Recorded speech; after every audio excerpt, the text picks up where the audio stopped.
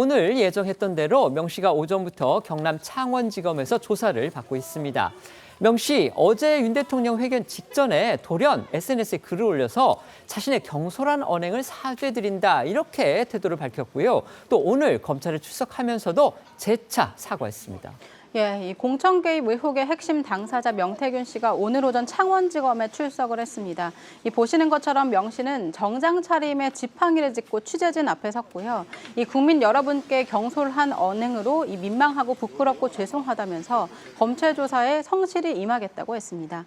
다만 이 윤석열 대통령과의 마지막 연락이 언제인지, 또 이 김건희 여사를 어떻게 알게 됐는지, 이 김영선 전 의원의 공천과 관련해서 윤 대통령 부부의 도움을 받은 적이 있는지 이런 취재진의 질문에는 이 조사를 마친 뒤에 말씀드리겠다며 즉답하지 않았습니다.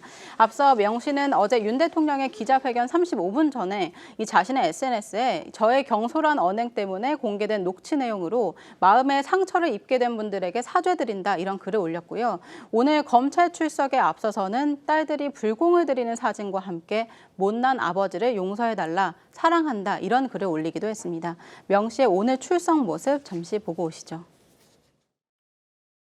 국민 여러분께 저의 경솔한 언행으로 제가 민망하고 부끄럽고 죄송합니다. 검찰 조사에 성실히 임하겠습니다. 윤석열 대통령과 마지막 연락하신 게 언제입니까? 그거는 제가 나중에 조사 다 받고 나와서 또 제 입장을 말씀드리는 게 맞을 것 같습니다. 김건희 여사는 좀 어떻게 알게 되시는 조사인지도 말씀드립니다. 이 내용은 아마 검찰 조사에서 아마 질문하지 않겠습니까? 예. 그래서 제가 조사를 다 마치고 나와서 제 입장을 이야기하는 것이 바람직하지 않나. 뭐 돈의 흐름을 파악하면 이 사건은 금방 해결이 됩니다. 저는 단돈 1원도 정확하게 받아본 게 없습니다.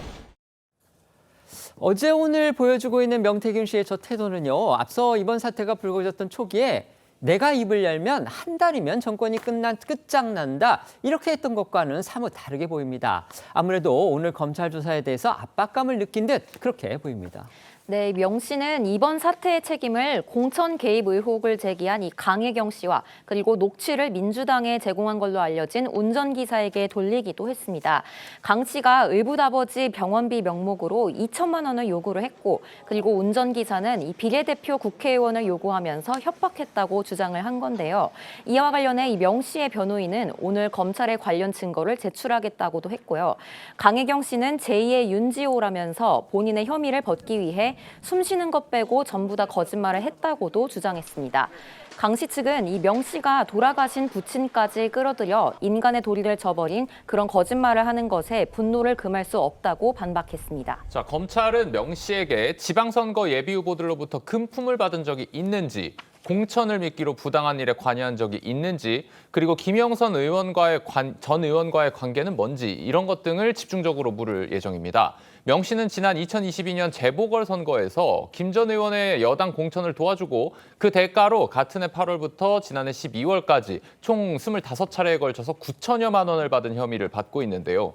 검찰은 이번 조사를 앞두고 지난 6일 명 씨 사건을 수사 중인 창원지검 수사팀에 검사 4명을 추가 파견했고요. 명 씨는 오늘 오전에 앞서서 검찰 출석 모습을 딸들이 보면 큰 충격을 받는다며 이 비공개 소환을 요구했지만 검찰이 이를 거부한 것으로 알려졌습니다.